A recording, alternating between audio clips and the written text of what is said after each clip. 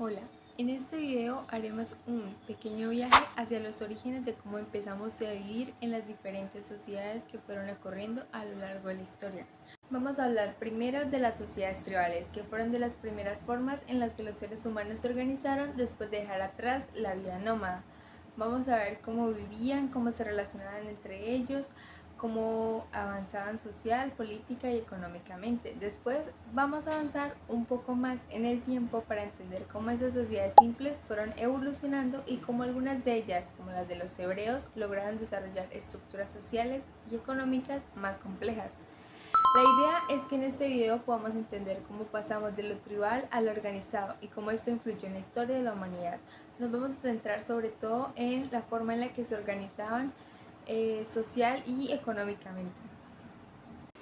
Mi nombre es Chelsea Matos y continuaré hablando de la evolución del pensamiento económico, enfocándonos en dos civilizaciones fundamentales, la sociedad griega y la sociedad romana. Estas culturas no solo fueron clave en el desarrollo de la filosofía, el derecho y la política, sino que también aportaron algunas de las primeras reflexiones sobre cómo organizar y entender la vida económica.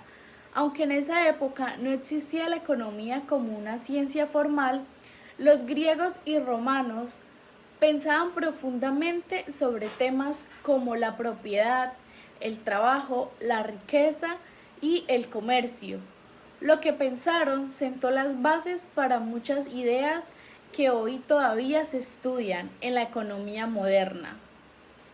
A través de este análisis veremos cómo estos pueblos comprendían la organización social y económica, quiénes eran los principales pensadores de la época y por qué sus ideas siguen siendo importantes, incluso después de miles de años. Buenos días, mi nombre es Michelle Díaz. Yo voy a hablar acerca de dos temas, los cuales son la sociedad feudal y la sociedad mercantilista. A lo largo de la historia, no solamente las personas han cambiado sus costumbres, sino también la manera de organizarse. De ahí se producen dos grandes etapas que han marcado profundamente Europa, las cuales son la sociedad feudal y la sociedad mercantilista. La sociedad feudal fue un modelo rígido profundamente religioso, donde su base económica era la tierra, era de un sistema cerrado, la posición social se determinaba desde el nacimiento y tenía pocas probabilidades de cambio. A lo largo del tiempo, las ideas que había en ese entonces fueron cambiando, el comercio fue creciendo y comenzaron a haber muchos viajes explorativos. De ahí le da lugar a un nuevo modelo, el cual fue el mercantilismo, que es un sistema donde el mercado, el comercio y el poder del Estado comienza a cambiar la estructura económica y social que había en ese entonces en la sociedad. Más adelante voy a estar hablando acerca de otros conceptos, como lo son las características que tenía cada una de las sociedades, qué clases sociales había, cómo se mantuvo, entre otras cosas. A lo largo de la historia de la humanidad, las sociedades han evolucionado desde formas simples de organización hacia estructuras cada vez más complejas. En este recorrido histórico, la sociedad tribal representa una de las primeras formas de organización humana tras el sedentarismo. Fueron las primeras expresiones de vida social colectiva, mientras que la sociedad hebrea se presenta como una etapa más avanzada, tanto en términos económicos como culturales, jurídicos y religiosos. Vamos a explicar detalladamente cómo era la sociedad tribal, cuáles fueron sus principales características y aportes, y cómo se desarrolló la sociedad hebrea y de qué manera una dio paso a la otra. Esto es fundamental, ya que el pensamiento económico no puede separarse de su contexto social, político y religioso. La sociedad tribal se caracteriza principalmente en términos a vínculos de sangre, es decir, los clanes o tribus estaban formados por las familias extensas que compartían ancestros comunes, y el sentido de pertenencia era fundamental para la supervivencia del grupo. La autoridad recaía generalmente en un anciano o jefe tribal, cuya experiencia y sabiduría le conferían liderazgo. No existían estructuras políticas formalizadas como estados o reyes, sino que las decisiones importantes se tomaban de forma colectiva. Desde el punto de vista económico, la sociedad tribal era esencialmente autosuficiente. Su economía se basaba en la agricultura rudimentaria, la recolección de frutos, la caza y en algunos casos el pastoreo, también la pesca. La producción era para el consumo inmediato y no para el intercambio o la acumulación de riqueza. No existía la propiedad privada tal y como la entendemos hoy. La tierra y los recursos eran comunales y cada miembro del grupo tenía derecho a usar lo necesario para subsistir. La religión jugaba un papel clave. Adoraban a los espíritus de la naturaleza, los antepasados y creían en fuerzas sobrenaturales. Su religión era animista. La oralidad era su principal forma de transmisión cultural y por eso el conocimiento se realizaba de forma oral y empírica. No habían escuelas ni textos escritos, por lo que los niños aprendían observando a los adultos, participando desde temprana edad en las tareas colectivas y escuchando relatos, mitos y tradiciones contados por los mayores. Esta oralidad jugaba un papel central en la formación de la identidad y los valores del grupo. Este tipo de organización tribal representó una etapa precursora del pensamiento económico, ya que, aunque no existía una economía formal, sí se desarrollaban formas de cooperación, distribución de recursos y decisiones colectivas, que más adelante serían formalizadas. Con el paso del tiempo y el resultado de cambios internos y el contacto con otras culturas del Antiguo Oriente, la sociedad tribal le dio paso a la transformación de la sociedad hebrea. Este proceso de evolución incluyó un cambio sustancial en la política económica, religiosa y en su organización. La sociedad hebrea, especialmente desde el periodo de los patriarcas hasta la monarquía, representó una nueva etapa en la historia social.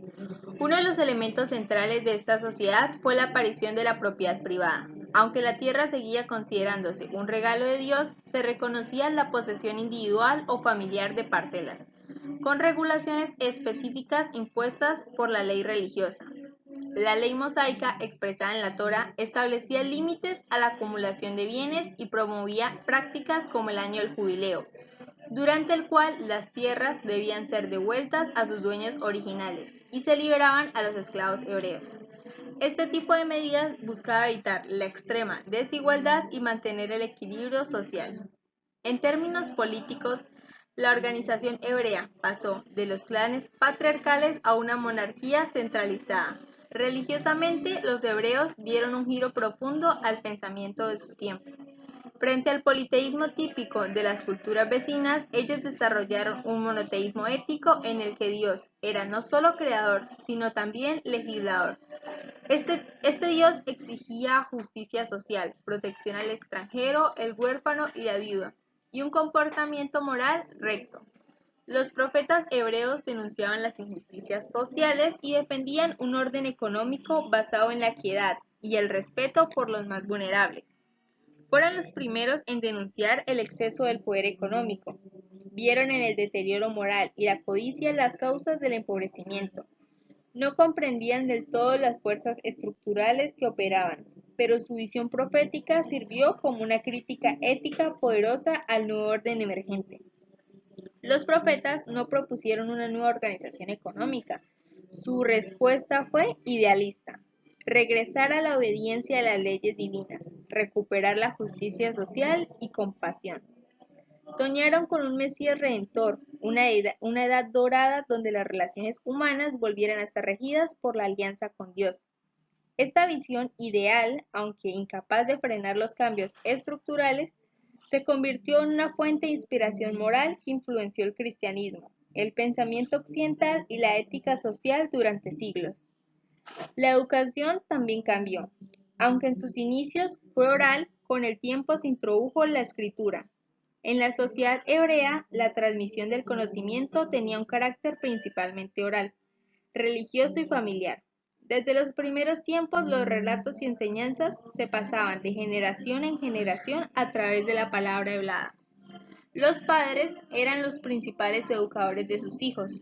Los niños varones hebreos eran instruidos desde jóvenes en la Torá, siguiendo el mandato bíblico de enseñar constantemente los mandatos de Dios en todos los momentos del día. Con el tiempo surgieron espacios más formales de enseñanza, como las sinagogas, donde los rabinos y escribas instruían al pueblo de la lectura y comprensión de la Torá, el texto central de la ley y la vida hebrea. La Torá no era solo una guía religiosa, sino también un código ético, social y legal. Además, la escritura se convirtió en un medio importante para conservar y transmitir el conocimiento. Los escribas tenían la tarea sagrada de copiar cuidadosamente los textos sagrados, asegurando su preservación fiel. En conjunto, el conocimiento de la sociedad hebrea se entendía como un legado divino que debía ser compartido, vivido y practicado en comunidad, con un fuerte énfasis en los valores morales, espirituales y sociales. La transición de la sociedad tribal a la sociedad hebrea no fue simplemente un paso de lo simple a lo complejo, sino una transformación moral. Si bien se introdujo la propiedad privada, la economía hebrea no se volvió capitalista en sentido moderno. El valor del trabajo, el respeto al prójimo, la redistribución y el descanso del trabajador eran principios sagrados. Se reconocía el derecho de cada familia a tener acceso a la tierra, pero con la obligación de compartir, perdonar deudas y evitar la explotación. A nivel social, la sociedad hebrea se fue estratificando. Existían los grandes propietarios, los funcionarios del templo y la corte real, los artesanos, los campesinos libres y también los esclavos. Sin embargo, a diferencia de otras culturas, el esclavo hebreo tenía ciertos derechos y su condición no era necesariamente permanente.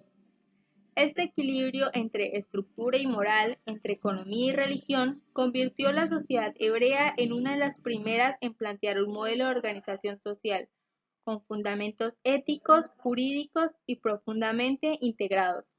La historia de la sociedad tribal y su transformación en la sociedad hebrea es, en esencia, la historia de la humanidad avanzando hacia formas más organizadas y conscientes de vida colectiva. Lo que comenzó como un sistema basado en la supervivencia compartida y la economía comunal evolucionó hacia una sociedad con propiedad privada, leyes escritas y principios éticos profundamente arraigados. En este proceso se sientan las bases para futuras doctrinas económicas en las que el valor del trabajo, la redistribución, la justicia social y la moral del intercambio económico comenzaron a tomar forma. Comprender esta evolución no solo nos ayuda a entender el pasado, sino también a reflexionar sobre los principios que rigen nuestras sociedades actuales. En la antigua Grecia, la economía estaba muy ligada a la ética, la política y la filosofía. Era parte del pensamiento sobre cómo debía organizarse la ciudad y cómo vivir en sociedad. Uno de los primeros en hablar sobre temas económicos fue Jenofonte, discípulo de Sócrates. En su obra Económico reflexionó sobre la administración del hogar, el trabajo agrícola y la importancia de la buena gestión. Fue de los primeros en mencionar la división del trabajo, observando que cuando cada persona se especializa en una tarea, se mejora la eficiencia. Luego encontramos a Platón, uno de los filósofos más importantes de la historia. En su obra La República propuso una sociedad ideal organizada en tres clases: gobernantes, guardianes y productores. Para él, la justicia social se lograba cuando cada uno cumplía su rol sin interferir en el de los demás. Platón desconfiaba de la propiedad privada, especialmente para los gobernantes, porque pensaba que generaba corrupción y conflictos. Platón también valoraba el trabajo, pero consideraba que cada persona debía dedicarse a aquello para lo que era naturalmente apta. Esta idea influenció más adelante conceptos modernos como la asignación eficiente de recursos. Aristóteles, alumno de Platón, fue más realista. A diferencia de Platón, defendía la propiedad privada y reconocía que podía motivar a las personas a trabajar mejor. Es decir, la propiedad privada genera un incentivo en las personas. Sin embargo, criticaba la acumulación de riqueza por medios antinaturales, como el cobro de intereses. Para Aristóteles, el dinero debía servir como medio de intercambio y no como fin en sí mismo. En general, los griegos veían el comercio con desconfianza. Era aceptado cuando estaba orientado a satisfacer necesidades, pero mal visto cuando se hacía solo para obtener beneficios personales. Además, el trabajo manual era despreciado por las clases altas y gran parte del trabajo productivo recaía sobre los esclavos. La economía griega era mayormente agrícola, aunque también tenía actividad artesanal y comercial, sobre todo en las ciudades portuarias. No obstante, su estructura se basaba en una economía doméstica, autosuficiente y orientada a la autarquía, es decir, a la autoeficiencia económica. Al igual que en Grecia, en Roma la economía era fundamentalmente agrícola y dependía fuertemente del trabajo esclavo. Sin embargo, Roma fue más práctica que filosófica. No desarrolló grandes teorías económicas, pero sí avanzó enormemente en la organización y regulación de las actividades económicas. Uno de los aportes más importantes de Roma fue su sistema jurídico, sus normas y leyes. El derecho romano estableció normas claras sobre la propiedad, los contratos, el comercio y la herencia. Estas leyes permitieron una mayor estabilidad económica y facilitaron el desarrollo del comercio a gran escala, tanto dentro del imperio como en otras regiones. Durante la República Romana, la expansión territorial permitió la adquisición de nuevas tierras, recursos y esclavos. Esto generó una economía agrícola de grandes propiedades, donde trabajaban esclavos en condiciones duras. Con la llegada del imperio, Roma alcanzó un alto grado de organización económica. Se desarrollaron rutas comerciales por mar y tierra, se construyeron caminos y se consolidaron mercados locales e internacionales. Roma también creó una red de impuestos y tributos que sostenía al Estado y al ejército. Aunque los romanos no reflexionaron tanto como los griegos sobre la economía desde un punto de vista filosófico, sí aplicaron ideas económicas en la práctica. Por ejemplo, organizaron el trabajo, administraron recursos públicos y desarrollaron una burocracia capaz de manejar un imperio inmenso. En la sociedad romana también existía una fuerte estratificación social. La élite, conformada por los patricios, controlaba la tierra y el poder político. Los plebeyos eran ciudadanos libres, pero con menos recursos, y los esclavos, que eran considerados propiedad, formaban la base de la economía productiva. La economía romana dejó un legado que perduró durante siglos.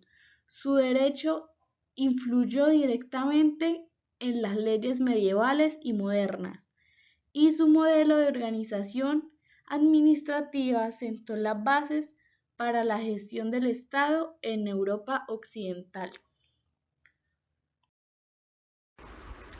Bueno, primero voy a hablar acerca de la sociedad feudal. Era una forma en la que se organizaban las personas. El poder y la economía surgió después de la caída del Imperio Romano, cuando no había un gobierno fuerte que protegiera a la gente. Entonces los reyes comenzaron a repartir tierras entre los nobles y a cambio estos nobles prometían lealtad y protección. Entre las características tenemos la jerarquía social rígida. La sociedad estaba dividida en clases muy marcadas, no era posible cambiar de clase social fácilmente. Relaciones con vasallajes. El rey daba tierras llamadas feudos a los nobles y estos las repartían a los vasallos menores. A cambio, los vasallos juraban lealtad, apoyo militar a sus señores. Esto era como un sistema de lealtad personal más que de leyes. Economía agrícola. La actividad principal era la agricultura. Casi no existía el comercio ni el uso del dinero. Los campesinos trabajaban la tierra a cambio de protección, pero no eran dueños de nada. Influencia de la iglesia. La iglesia tenía un enorme poder en la sociedad feudal. Justificaba el orden social diciendo que era la voluntad de Dios que unos mandaran y otros obedecieran. También les hacía creer a la gente que los reyes eran siervos de Dios y que ellos eran mensajeros. ¿Cómo se mantuvo esta sociedad? Primero, el apoyo de la iglesia. La iglesia enseñaba que el orden social era natural y sagrado y que ir contra él era ir contra Dios. Como mencioné anteriormente, ellos pues les hacía creer a la gente que había personas que nacían para mandar y otras para obedecer. Sistema cerrado. No había muchas formas de mejorar tu condición de vida. Es decir, si nacías campesino, morías campesino. Cambios y evoluciones del sistema, o qué cambios surgieron después de la sociedad feudal. Primero, el crecimiento del comercio y ciudades. Con el tiempo comenzaron a surgir ciudades donde se realizaban ferias, intercambios y comercio. Esto hizo que el dinero volviera a tener valor y que apareciera una nueva clase social, la cual fue la burguesía. Cruzadas. Estos viajes militares a Tierra Santa no solamente fueron religiosos, también abrieron rutas comerciales, trajeron ideas nuevas y pusieron en contacto a Europa con otras culturas. Aparición de nuevas ideas filosóficas. Y es acá donde entra una figura clave, quien fue Santo Tomás de Aquino. Él fue un filósofo y también canonista, quien fue el primero que intentó flexibilizar el dogma teológico y a su vez el pensamiento medieval de ese entonces. Clases sociales. Primero, nobleza. Eran los dueños de las tierras a las que tenían poder militar. Su función era proteger y gobernar. Acá se incluyen los señores feudales, los condes, tenemos los duques y caballeros. Vivían en castillos y no pagaban impuestos. También recibían tierras del rey y se las daban a sus vasallos. Clero. Eran religiosos sacerdotes, monjes y obispos. Su función era rezar y cuidar de la palma de las personas. Tenía mucho poder porque la religión en esa época medieval era central. También eran dueños de tierras y muchas veces actuaban como señores feudales. Y se dividían en dos clases. La primera, que era alto clero, familias nobles con mucho poder, por ejemplo los obispos. Segundo, bajo clero, quien eran sacerdotes y monjes comunes que vivían más cerca del pueblo.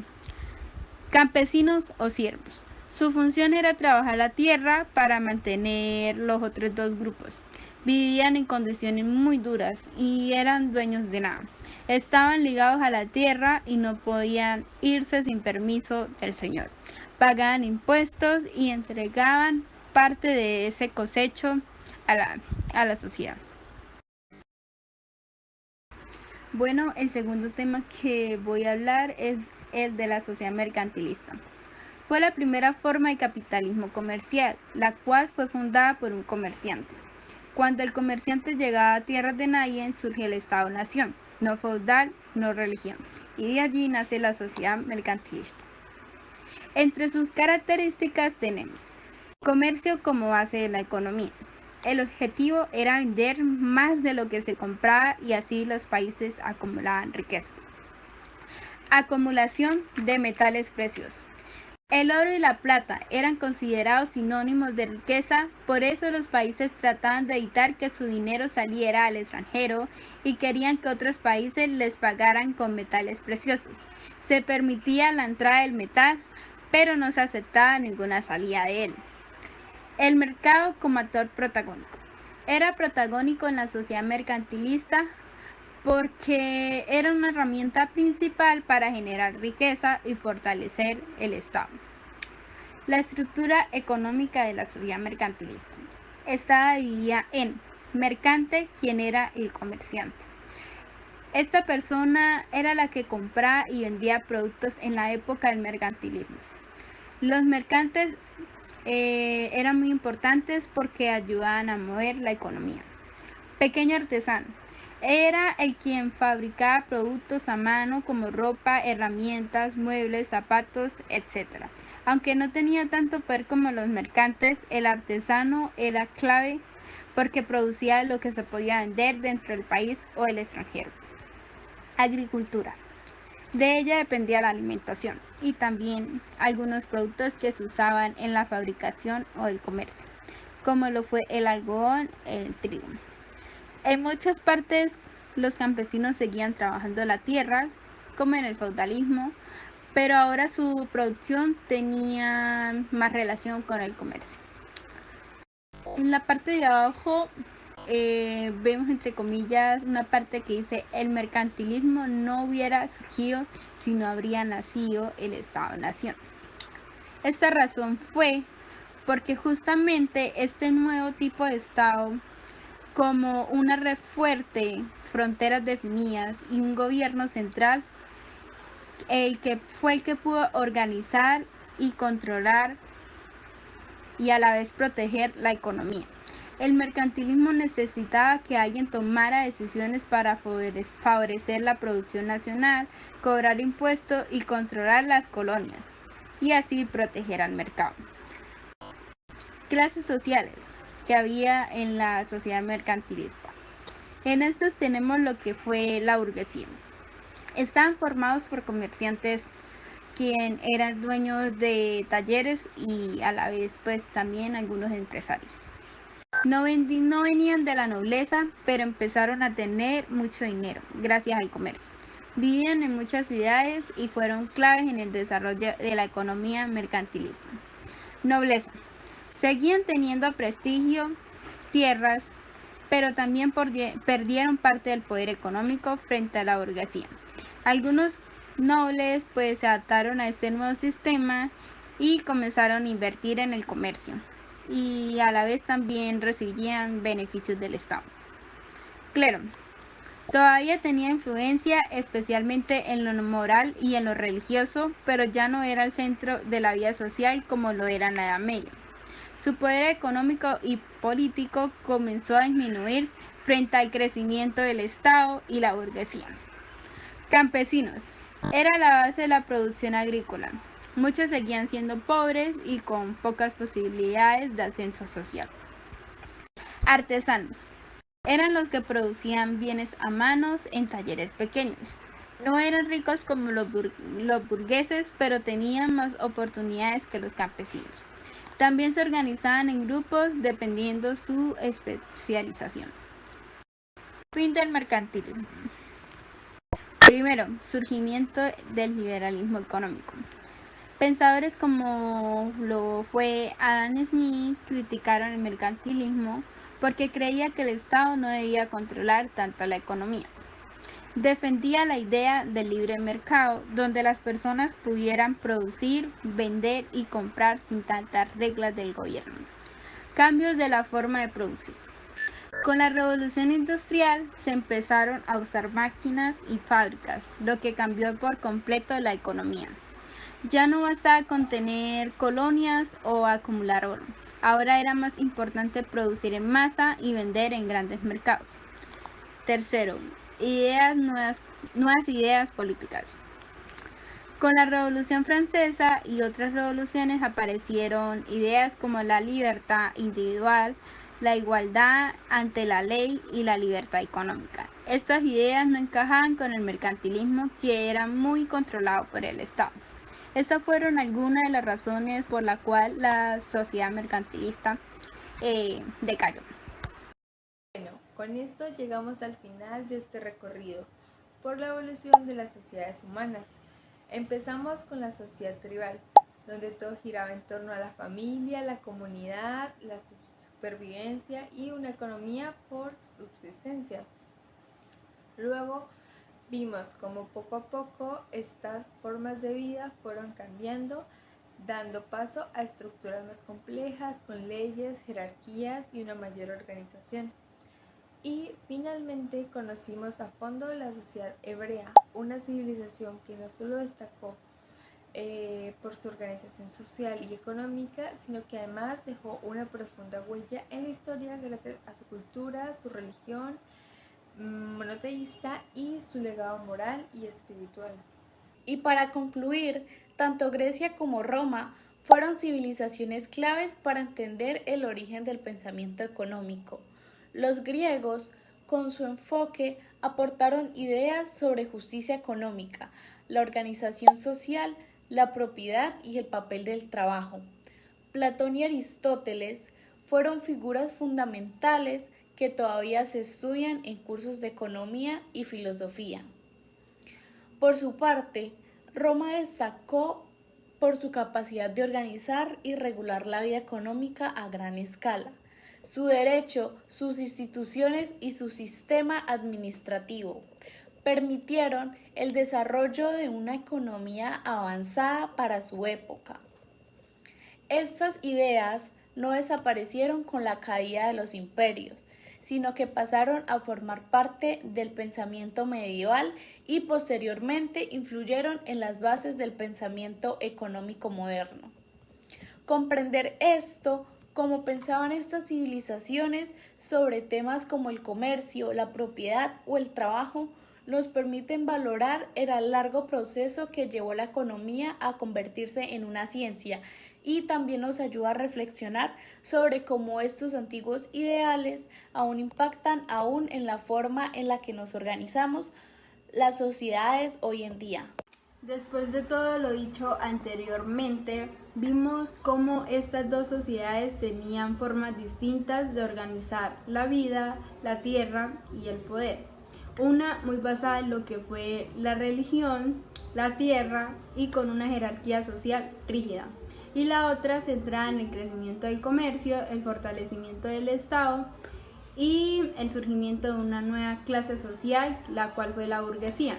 Aunque ambas eran muy distintas entre sí, tenían algo en común, y era que respondían a las necesidades que había en ese entonces en cada sociedad. Y esto pues nos demuestra que por más estable que parezca una sociedad, siempre va a estar en constantes cambios.